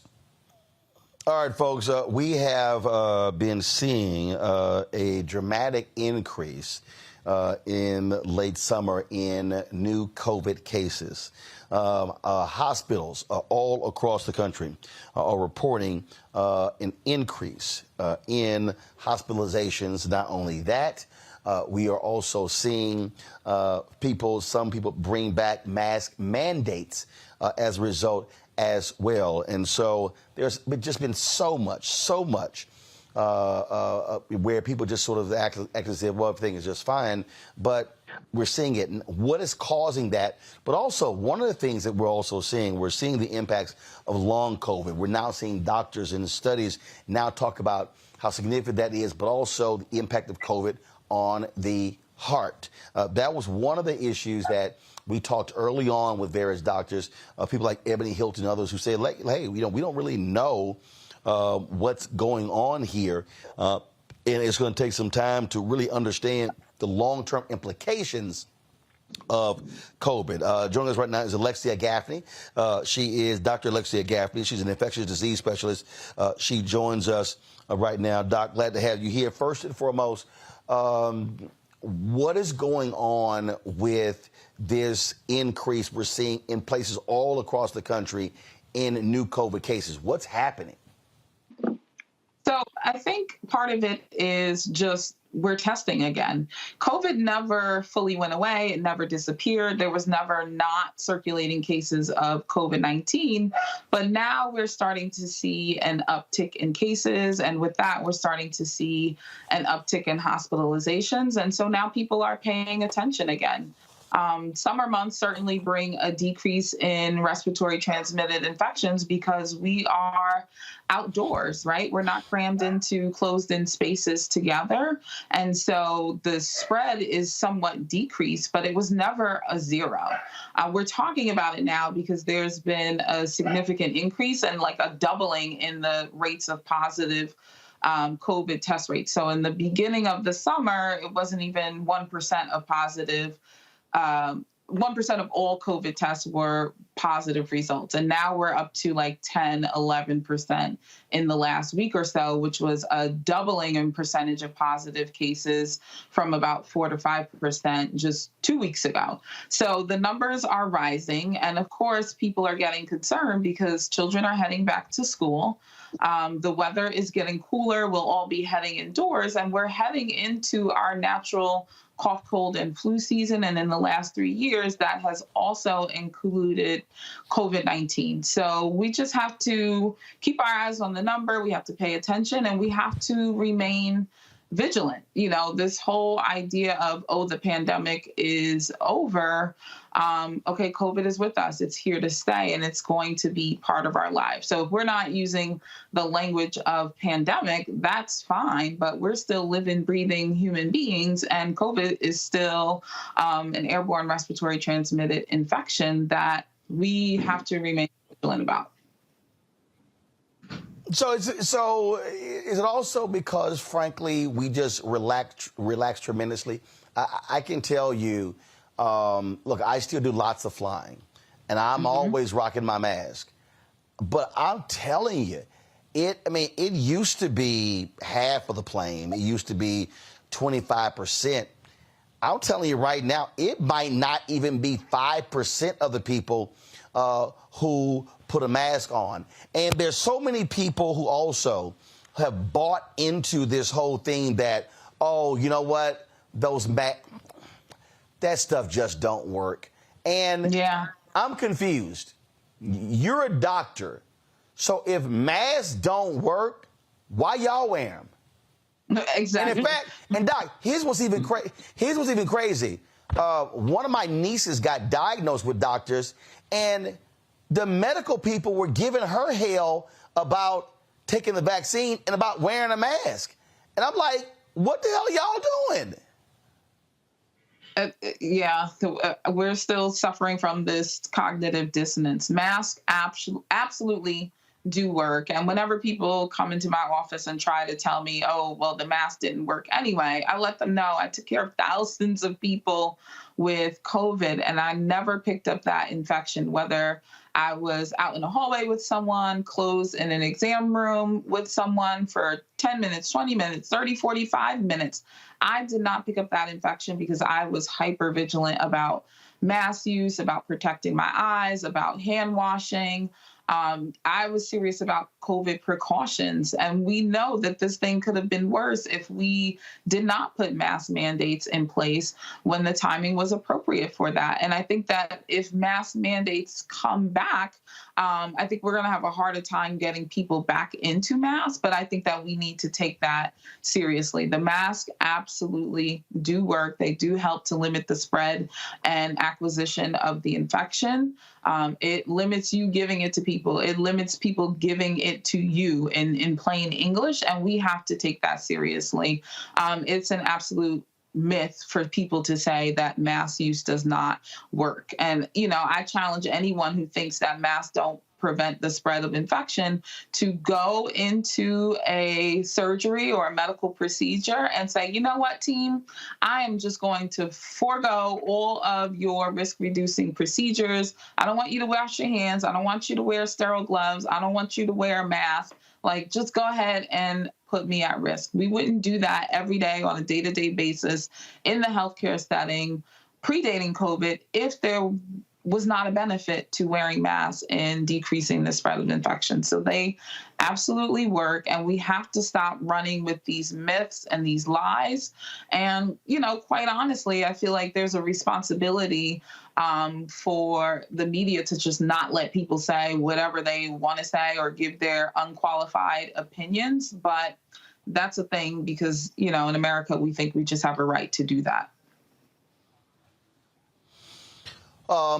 Let's talk about what is going on, what we're seeing now, COVID and the heart.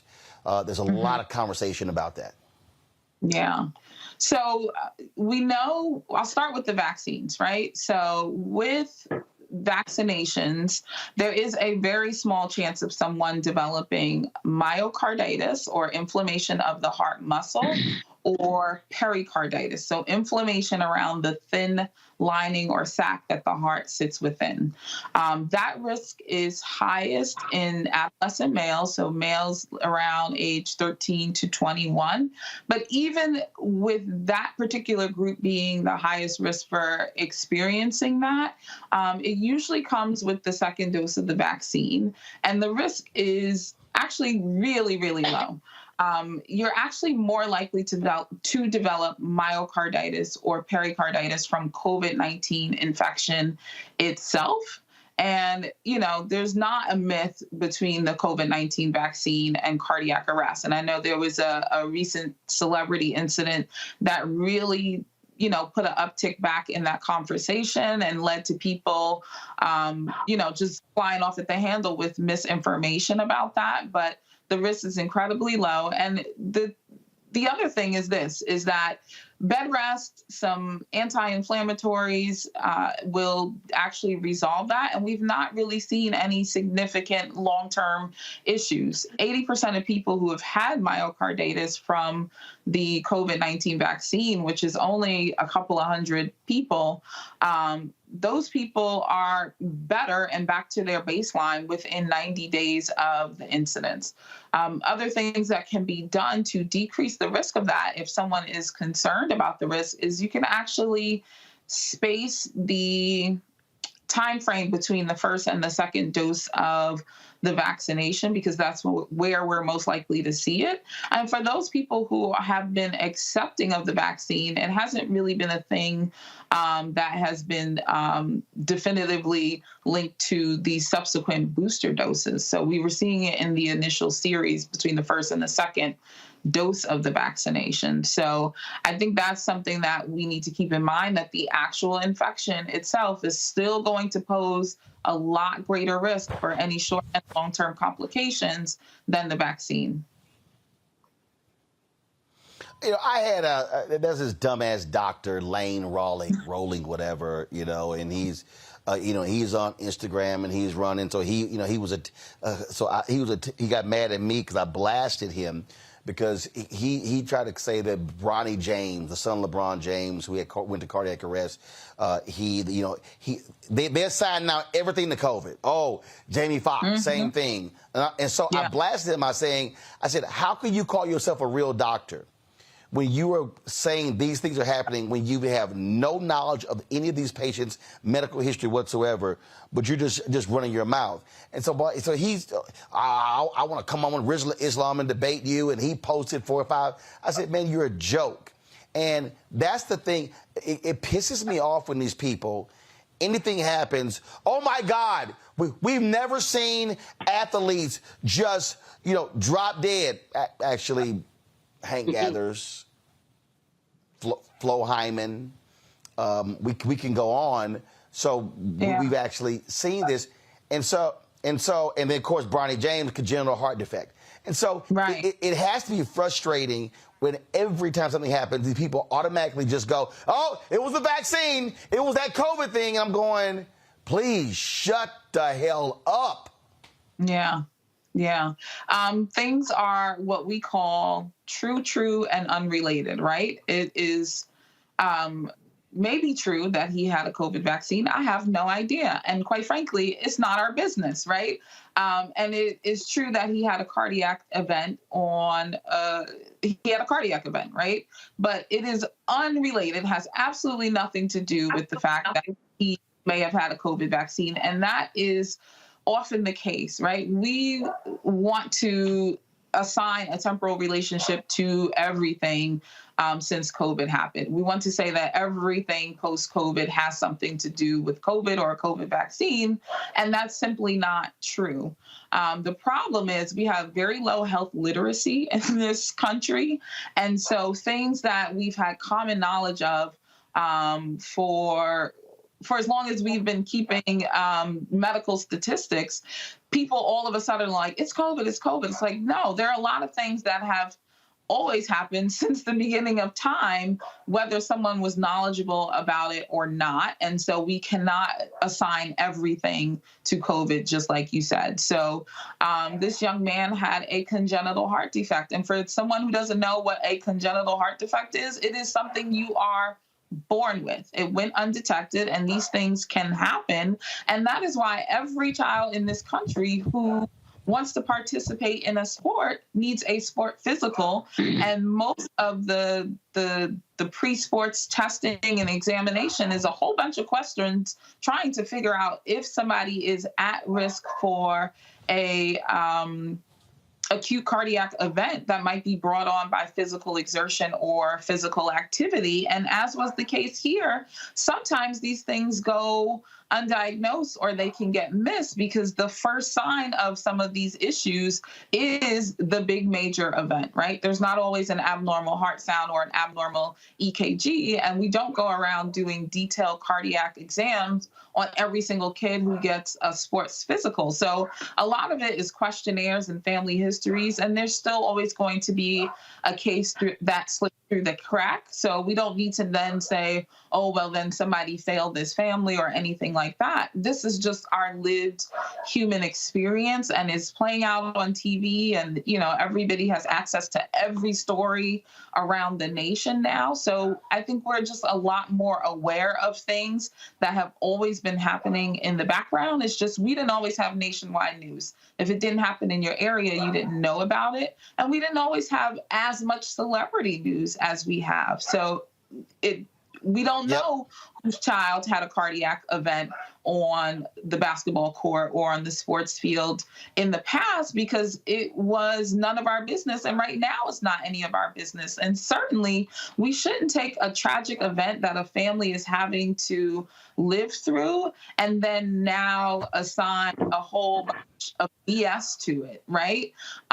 So I'm so happy that you just called this person out and said what it is. Like, it's quackery. And there's a lot more colorful language that I could use about it, but I don't want to go there. I don't want to be actually, what I did was, not only did I call him out, I said, yo, punk ass will never be back on my show. I said never. I said that will never happen. And I said, go to hell because you're an idiot. All right, questions. I did. I don't give a damn. I'm gonna call it like it is. And I also said you're actually a podiatrist. So you can run around and talk about you're an infectious disease expert and you're training in the tropics and all this sort of stuff like that. I'm like, but you're a foot doctor. That's what you are. Yeah. Yep, that's exactly what I said. That's exactly what I said. And if him and so he had all the people jumping on like Vicky Dillard, and I'm like, Vicky Dillard, you're an expert in mortgage fraud. Shall we discuss that?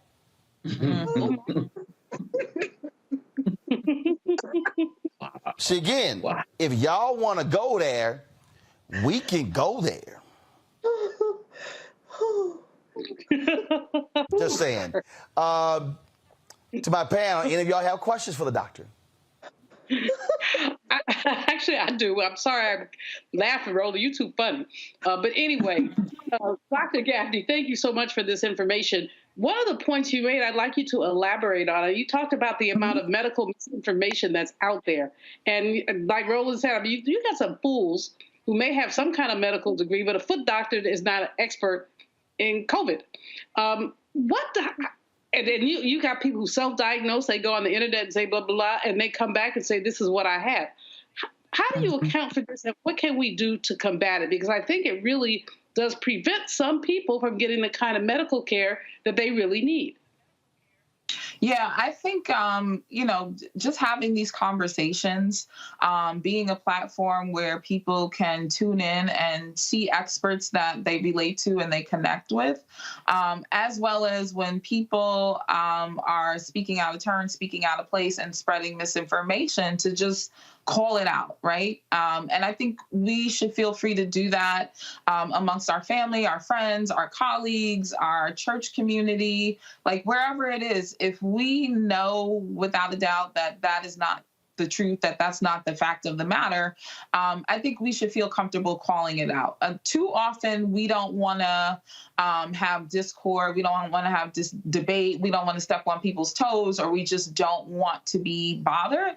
But I think as a community, we have a responsibility to one another, where if something is just not the absolute truth, to just go ahead and myth bust. We have enough information at our fingertips, enough useful and valuable information at our fingertips, that we should be able to myth bust and call a thing and call it out right where we are. And we need to stop worrying about hurting people's feelings, because the people who are out here spreading misinformation, they have no qualms and no hesitation about putting people's literal life and limb on the line when they get out here and they tell these absolute lies, right? Many people died in the COVID-19 pandemic because of misinformation.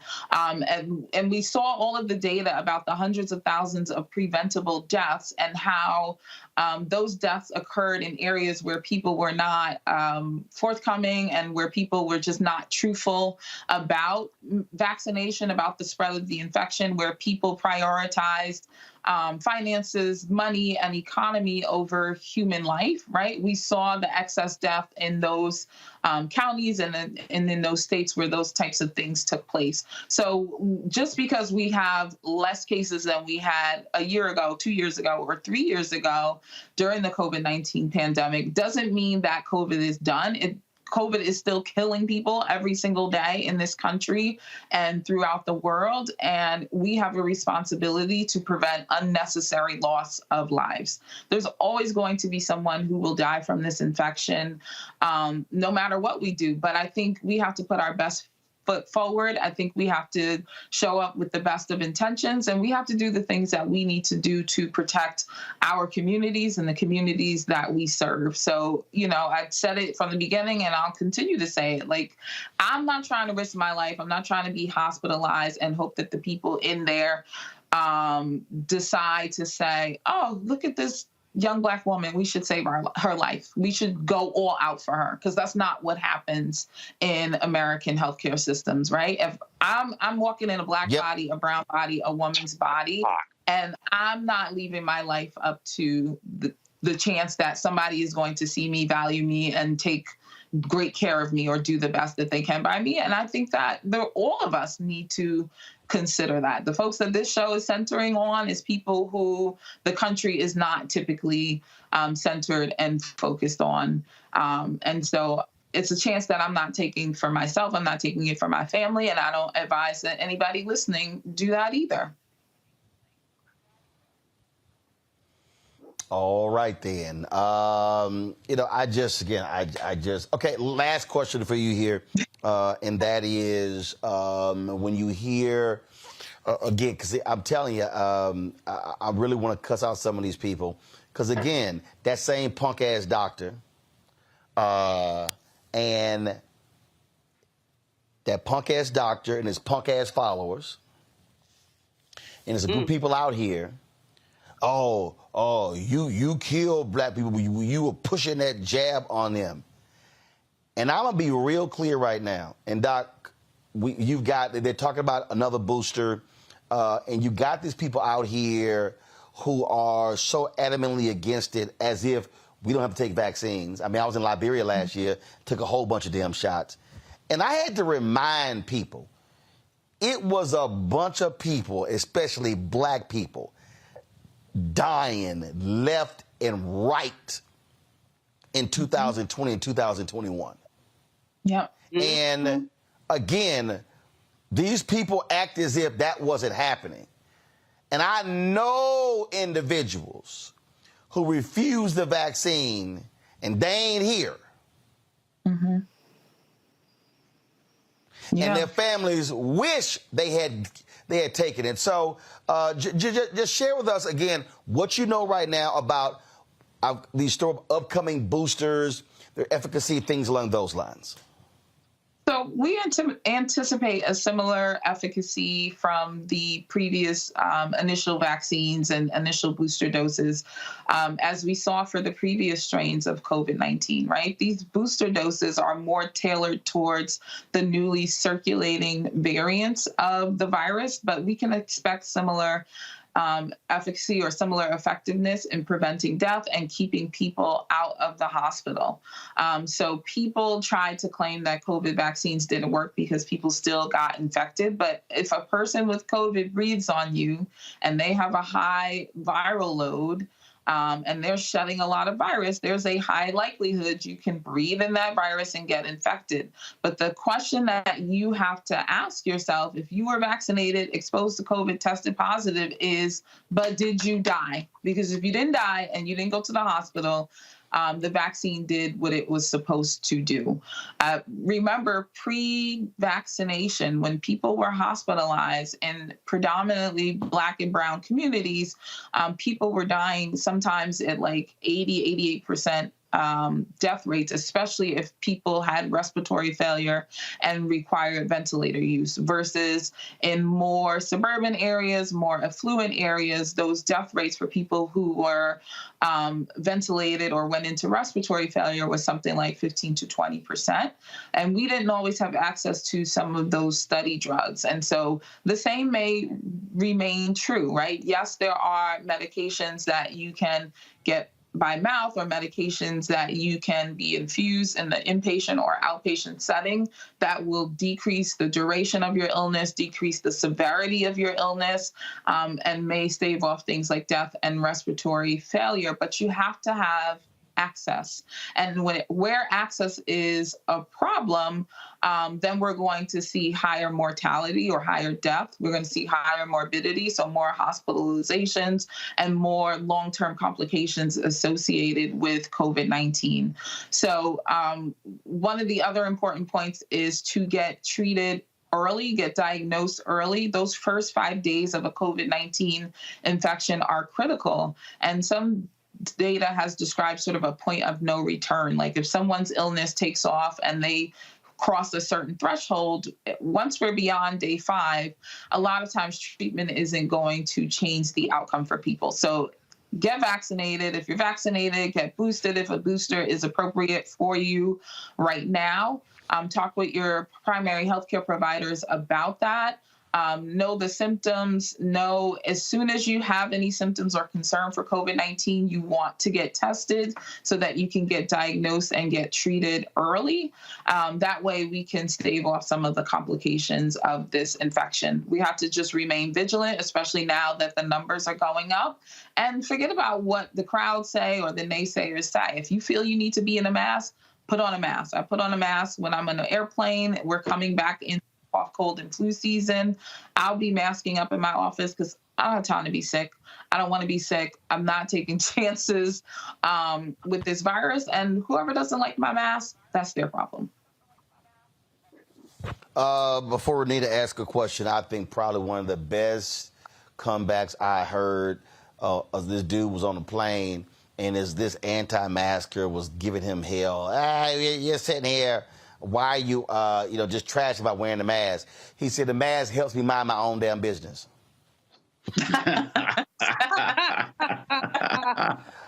I was like, boom.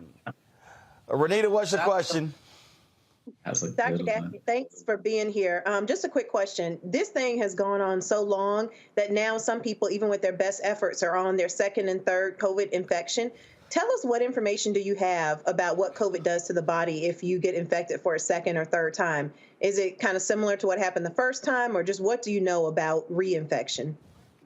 So reinfection, symptom-wise, can be variable from person to person. I've seen some people who, with each subsequent infection, they become more symptomatic. I've seen the exact opposite. With each subsequent infection, people have become less symptomatic. I've seen people who have been infected, but they've not really had a symptomatic infection.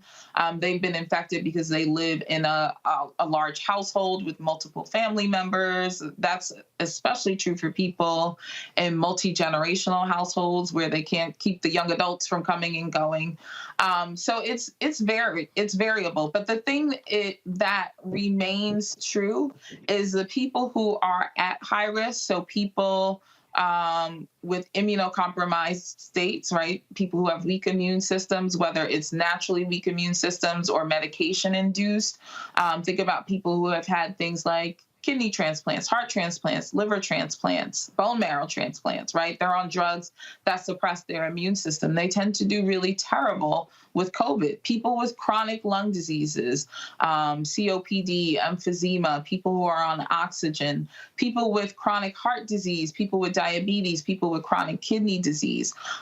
Since the outset of this pandemic, these are the people who have consistently done poorly with COVID-19 infection, and that is going to remain true.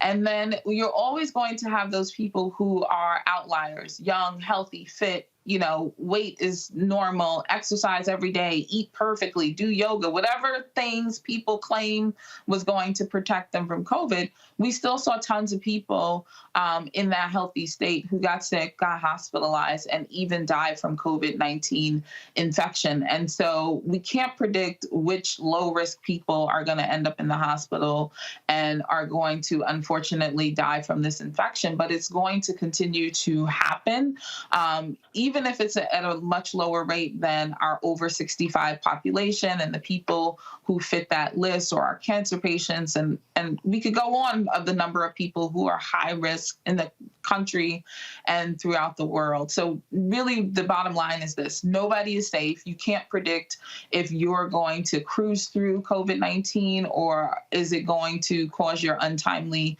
demise. So we all need to take it seriously. We all need to seriously consider vaccinations or boosters where applicable. And we have to consider that if it calls for it and mass mandates are put back into place, we need to respect that, not just for ourselves, but for those people around us who we don't know how they're going to do with a COVID-19 infection, but may be hospitalized, may die, may end up with long COVID or have some other serious adverse event from COVID-19. All right.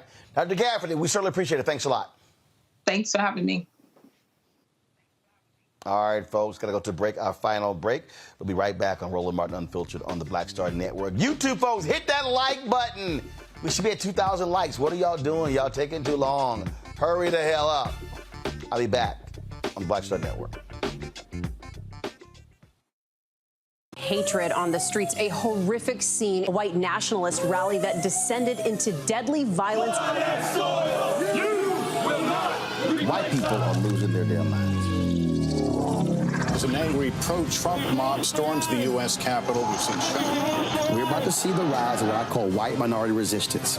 We have seen white folks in this country who simply cannot tolerate black folks voting. I think what we're seeing is the inevitable result of violent denial. This is part of American history. Every time that people of color have made progress, whether real or symbolic, there has been what Carol Anderson at Emory University calls white rage as a backlash. This is the rise of the Proud Boys and the Boogaloo Boys. America, there's going to be more of this. Here's all the Proud Boys, guys. This country is getting increasingly racist in its behaviors and its attitudes because of the fear of white people. The fear that they're taking our jobs, they're taking our resources, they're taking our women. This is white fear.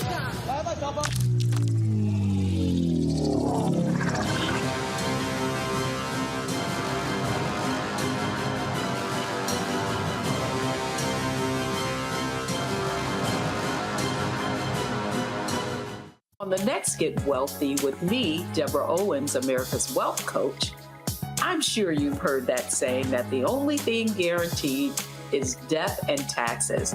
The truth is that the wealthy get wealthier by understanding tax strategy. And that's exactly the conversation that we're going to have on the next Get Wealthy, where you're going to learn wealth hacks that help you turn your wages into wealth. Taxes is one of the largest expenses you ever have. You really got to know how to manage that thing and get that under control so that you can build wealth. That's right here on Get Wealthy, only on Black Star Network. Hi, everybody. I'm Kim Coles. Hey, I'm Donnie Simpson. Yo, it's your man Deion Cole from Blackish, and you watch Roland Martin, Unfiltered.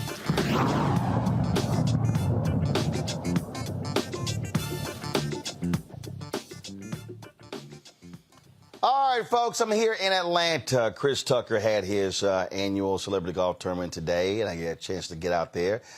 In my group, I played with my man Johnny Gill, so we had a great time as well. But in addition to it being the golf tournament, also was a celebration of the 52nd birthday of Chris Tucker. And here's some of the video that I shot at the awards program.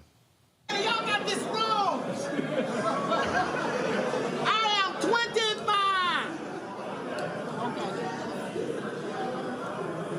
That's doing it right there. God told me I'm 25. Get your head out my gate. You got his knuckles on that mind.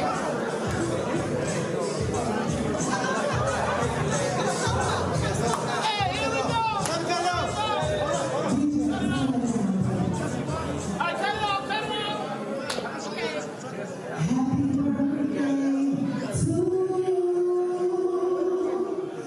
All right, Carol.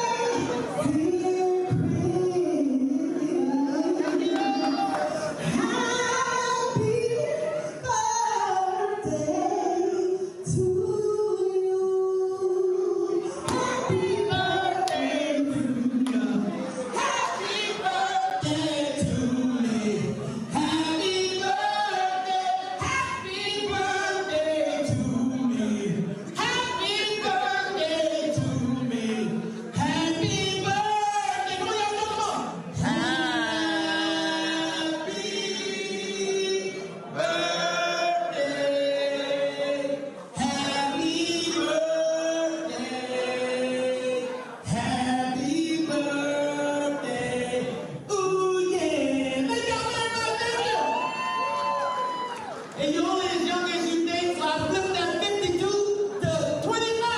That's what I'm going by for the next 100 years. Thank y'all very much. Blow the candle out. Blow the candle. Okay, everyone, you can partake in the birthday celebration. You got DC Curry video?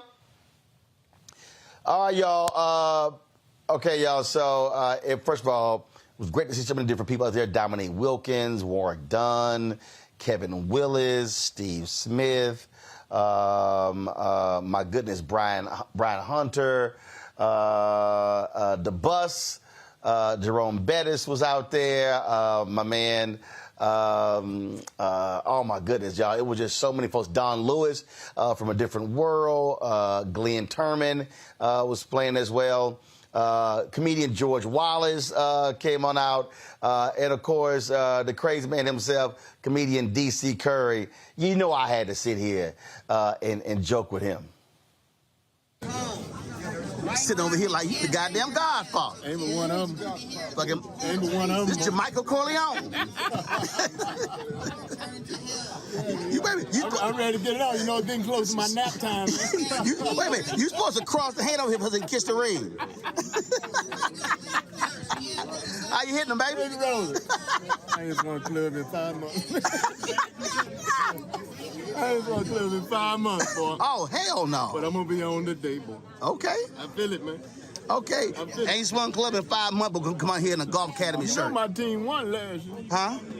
My group won last year. Your group won? It was a year before last. Oh, But hold on. Your group won. So they put in some work. I had some chippers and some putters. I get the ball down. No, I get the ball down the line. Now. Oh, gotcha. All right. I know. When you said I had some chippers and putters, meaning I had some other people chipping and putting. Right. Right. So what did you do? I put it down there. I put it down there. Oh, got it. In chipping range. Oh, okay. All right. Yeah, they went to work. I don't remember their name. You just got the trophy, huh? Yeah, man, that trophy, man. Okay. All right. Okay. Last year, year before last. 66 ain't no joke. I can't remember shit. Oh, man. All right, let's tee it up, baby. All right. Hit them good, boy. Yes, sir. All right, y'all. I'll have some other stuff tomorrow. It was just too funny out there joking around with those guys. So we had a good time and raised some good money for charity as well. That's it, folks. I got to go. Let me thank Renita. Let me thank Amakongo and Julian as well. Thank you so very much for being on the panel, folks. Do not forget, support us in what we do. Download the Black Star Network app, Apple phone, Android phone, Apple TV, Android TV, Roku, Amazon Fire TV, Xbox One, Samsung Smart TV. You can also, of course, support us by joining our Bring the Funk fan club. Send your check and money order. P.O. Box 57196, Washington, D.C. 20037-0196. Cash App, $RM Unfiltered. PayPal, R Martin Unfiltered. Venmo is RM Unfiltered. Zelle, Roland at RolandSMartin.com. Roland at RolandMartinUnfiltered.com. And be sure to get a copy of my book, White Fear, How the Browning of America is Making White Folks Lose Their Minds. Available at bookstores nationwide. That's it, folks. I'll see you all tomorrow. Holla! Folks, Black Star Network is here. Hold no punches! I'm real revolutionary right now. Support this man, Black Media. He makes sure that our stories are told. Thank you for being the voice of Black America, Roland. Stay black. I love y'all. All momentum we have now, we have to keep this going. The video looks phenomenal. See, this difference between Black Star Network and Black-owned media and something like CNN. You can't be Black-owned media and be scared. It's time to be smart. Bring your eyeballs home. You dig?